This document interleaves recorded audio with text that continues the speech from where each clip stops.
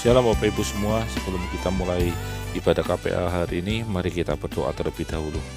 Terima kasih Tuhan Yesus, hari ini kami bersyukur kami bisa kembali mendengarkan firman Tuhan. Biar Engkau memberkati kami, telinga kami, pikiran kami, agar kami bisa mendengarkan dengan baik, sehingga kami bisa memahami firman-Mu. Berfirmanlah Yesus, kami siap mendengarkan, di dalam nama Tuhan Yesus kami berdoa. Haleluya, amin. Shalom Bapak Ibu semua, hari ini firman Tuhan dalam KPA online kita akan bicara tentang bertumbuh melalui apa yang kita dengarkan. Ayat kita dalam Amsal 6 ayat 23. Firman Tuhan demikian, karena perintah itu pelita dan ajaran itu cahaya dan teguran yang mendidik itu jalan kehidupan. Bapak Ibu semua, ayat di Amsal selalu sederhana tapi mengingatkan kita secara kuat terhadap apa yang harus kita lakukan. Jadinya Amsal itu selalu mengkoreksi hidup kita.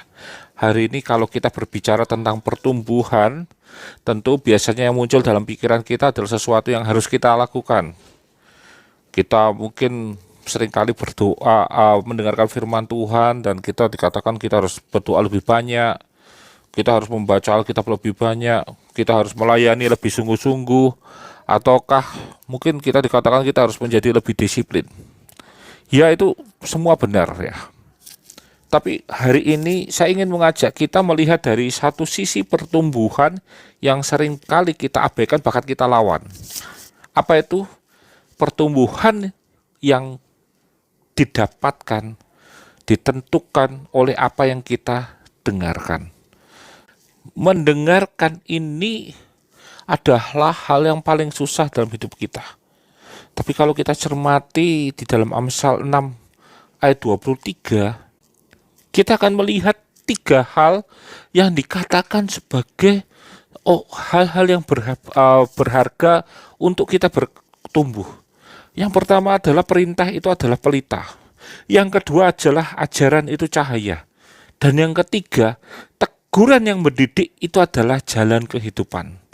Tiga hal ini menunjukkan bahwa Tuhan itu memakai apa yang kita dengar untuk membawa kita bisa bertumbuh. Namun ada satu hal yang menentukan semuanya, yaitu ketika sikap hati kita bisa menerimanya dengan baik. Sikap hati kita ketika kita mendengarkan itu adalah kunci dari ketiga hal itu menjadi apa yang digambarkan oleh Amsal tadi, pelita, cahaya, dan jalan kehidupan. Kita akan bahas satu persatu. Perintah itu pelita. Dikatakan perintah itu pelita karena perintah itu digambarkan sebagai belajar taat. Amsal berkata karena perintah itu pelita. Pelita berfungsi memberikan arah. Bayangkan jika seorang yang berjalan pada malam hari di jalan yang gelap, maka yang dia butuhkan bukan pedang, bukan tongkat, bukan sapu atau apapun. Yang dia butuhkan adalah sebuah pelita yang memancarkan cahaya yang cukup untuk melihat langkah berikutnya.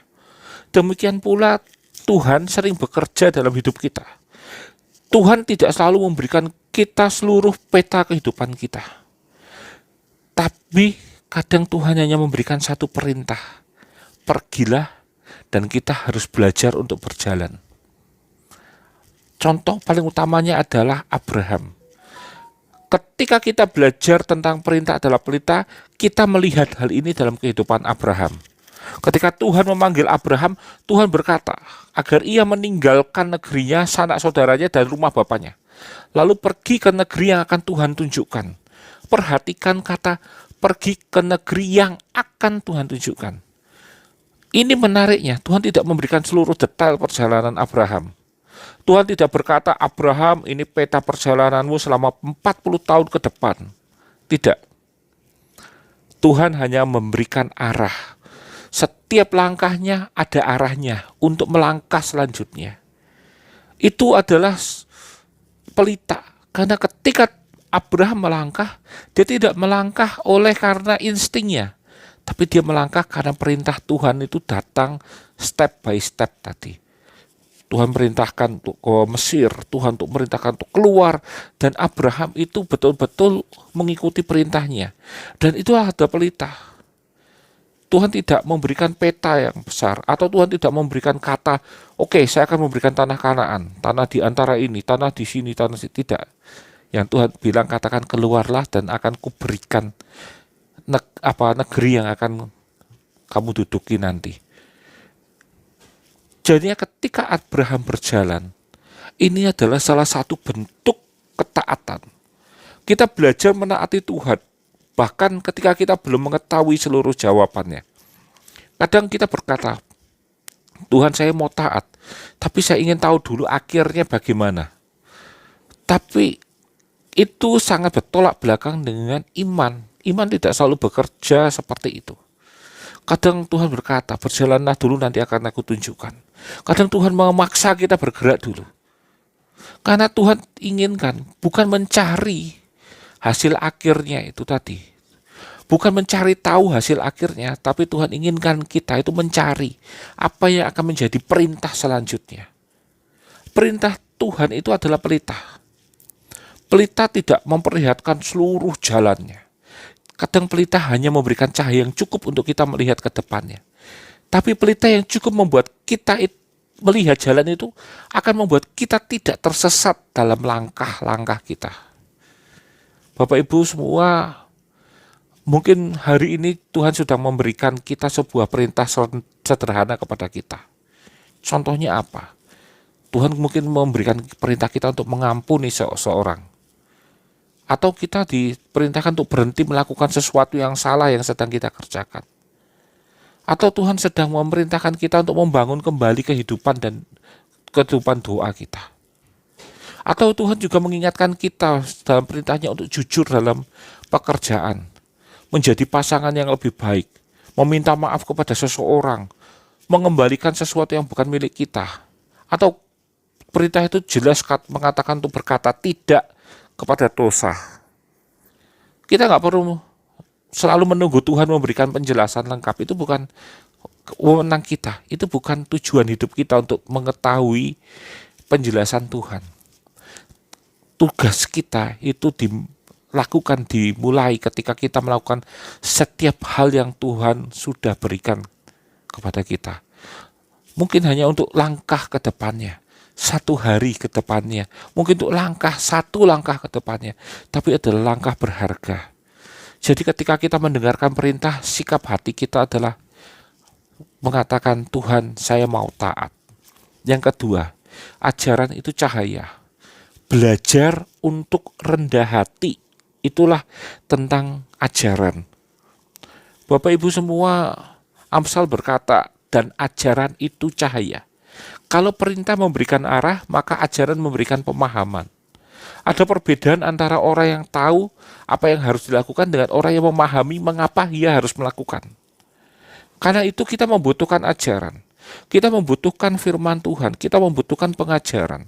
Kita membutuhkan orang yang lebih dewasa membimbing kita. Kita butuhkan penggembalaan dalam gereja kita. Di sini kita membutuhkan satu sikap yang jelas, yang harus kita miliki dalam kita untuk belajar, yaitu kerendahan hati. Apolos dalam Kisah Para Rasul 18 itu adalah orang yang luar biasa menurut saya. Ia fasih dalam berbicara, ia fasih juga menerangkan kitab suci. Dia bersemangat, dia mengajarkan apapun tentang Tuhan. Tetapi ada sesuatu yang belum ia pahami secara lengkap, dan kemudian orang tua rohaninya, kakak rohaninya, Priskila dan Aquila mendengarkan pengajarannya. Mereka itu mengkoreksinya. Oh, ini arah yang lebih tepat lagi. Dan Apolos diajar oleh kedua orang itu, dan Apolos itu menerima pengajaran itu. Bayangkan kalau Apolos yang sudah mahir itu, saya berkata, saya sudah mengerti Alkitab, saya sudah pandai berkhotbah, lalu ngapain kalian mengajari saya? Mungkin pada saat itu pertumbuhan akan berhenti di sana. Orang akan malas lagi untuk menegur kita jika kita tidak sesuai dengan arah yang benar. Orang akan antipati kita, bahkan mungkin dalam kehidupan kita dia akan menjauhi. Tetapi Apolos mau belajar. Dan karena ia mau belajar, pelayanannya menjadi semakin semakin baik lagi dan semakin berkembang lagi. Ajaran itu penting bagi kita. Semakin dewasa seseorang, seharusnya semakin sadar bahwa masih banyak yang harus dipelajari. Ada orang yang berhenti bertumbuh bukan karena tidak ada yang mengajarinya, tapi karena ia merasa saya sudah tahu tadi. Kita harus berhati-hati dengan kalimat itu. Ketika seorang merasa sudah tahu semuanya, tidak ada lagi cahaya yang bisa masuk ke dalam kehidupannya. Itu seperti kita menutup semua jendela, pintu, semua lubang dalam rumah kita. Maka ketika kita mendengarkan ajaran, sikap hati kita harus berkata, Tuhan ajar saya. Bukan Tuhan saya sudah tahu. Ajaran itu mengajarkan kita untuk memahami bagaimana kita menjalani kehidupan langkah demi langkah. Yang ketiga, teguran yang mendidik itu jalan kehidupan. Itu tentang bagaimana kita untuk belajar berubah.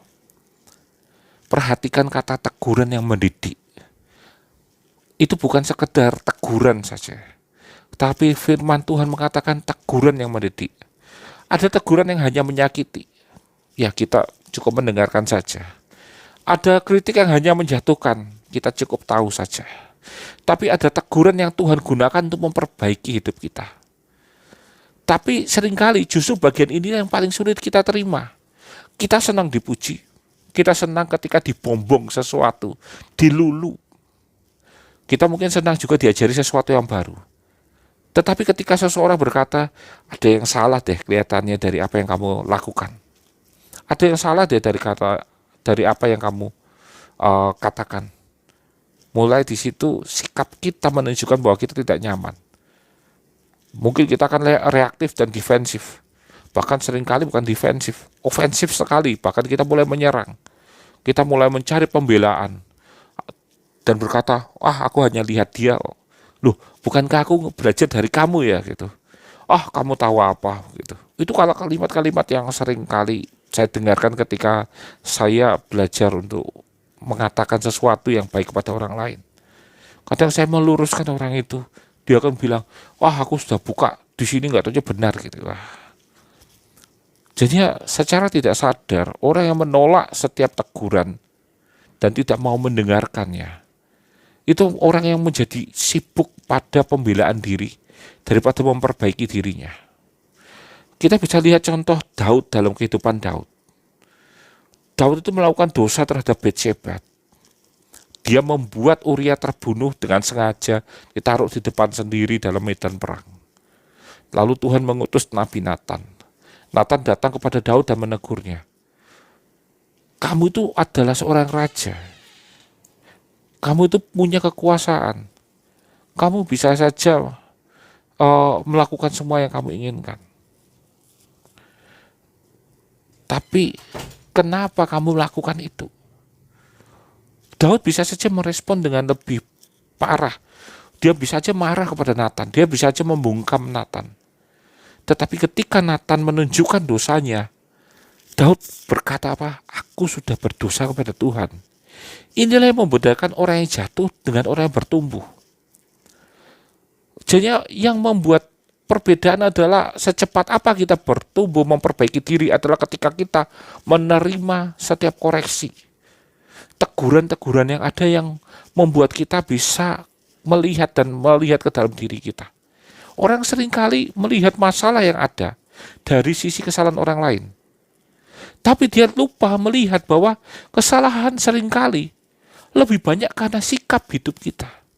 Tapi ketika kita defensif, kita menolak setiap teguran yang ada, maka kita sedang membuat diri kita menjadi orang yang mengunci dirinya. Kita nggak akan bisa kembali berbangkit kalau kita mengunci diri kita. Apa yang harus kita lakukan ketika ada teguran yang menunjukkan kesalahan kita?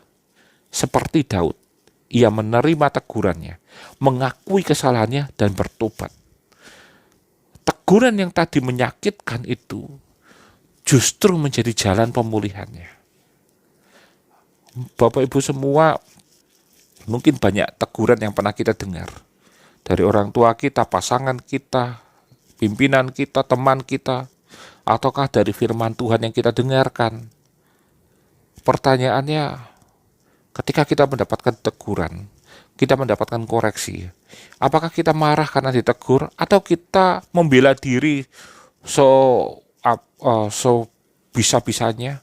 Bahkan mungkin kita menyerang kembali orang yang menegur kita, mencari kesalahannya, ataukah kita berbalik dan berkata, Tuhan, apa yang harus saya ubah? Tuhan, saya sudah melakukan kesalahan. Tuhan, terima kasih atas koreksinya melalui si A, melalui orang tua saya, melalui pasangan saya, melalui teman saya, saudara saya. Dan mungkin sikap hati yang harus kita miliki adalah ketika kita mau membuka diri untuk belajar. Sikap hati yang terbesar adalah ketika teguran yang ada, itu kita pahami dengan baik. Tidak kita tolak di depan, tapi kita dengarkan dan kita berkata kepada orang yang menegur kita, terima kasih. Jika itu firman Tuhan yang menegur, kita katakan terima kasih Tuhan. Jika ada orang lain menegur kita, kita berterima kasih pada orang itu. Lalu di dalam hati kita berkata, terima kasih Tuhan, jika ini ada teguran yang mendidik, biarlah aku berubah. Kadang saya ketika menghadapi masalah, maka pertanyaan yang saya doakan adalah, Tuhan, tunjukkan di mana kesalahan saya, agar saya bisa berubah, agar saya bisa memperbaikinya.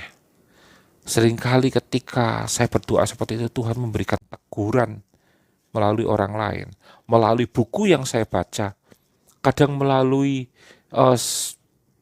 hal-hal yang tidak kita bisa mengerti, kita bisa tanggapi. Kadang anak saya yang menegur, bisa saja ketika di jalan kita malah menemukan satu ingatan kita yang kemudian menjadi teguran Tuhan dalam hidup kita. Tapi ketika kita membuka diri kita akan mulai belajar untuk bertumbuh. Bapak Ibu semua, 3 respon yang membentuk pertumbuhan tadi adalah ketika kita menerima pertumbuhan, perintah Tuhan, ajaran, dan teguran dengan baik. Kita harus berubah. Kita harus mendengarkan firman Tuhan. Kita harus menerima setiap apa yang disampaikan Tuhan dalam hidup kita. Siapa yang bertelinga, hendaklah ia mendengar. Amin. Kita sudah mendengarkan firman Tuhan. Mari Bapak Ibu semua kita berdoa. Terima kasih Tuhan Yesus, hari ini kami belajar agar kami bisa menerima setiap masukan yang ada dalam hidup kami.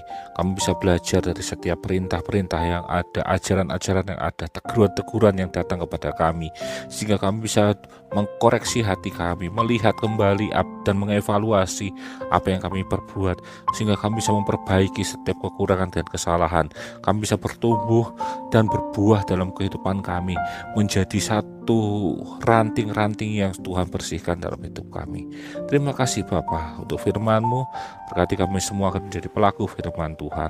Dan kami akan tutup KPA online ini di dalam nama Tuhan Yesus. Kami sudah berdoa dan mengucap syukur. Haleluya. Amin.